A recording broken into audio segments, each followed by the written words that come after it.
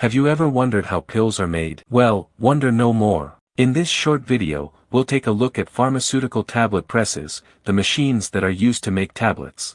A pharmaceutical tablet press is a machine that is used to compress powders or granules into solid tablets. The machine has two dies, one on top of the other. The powder or granules are placed in the bottom die, and then the top die is pressed down, forcing the powder or granules to compact into a solid tablet.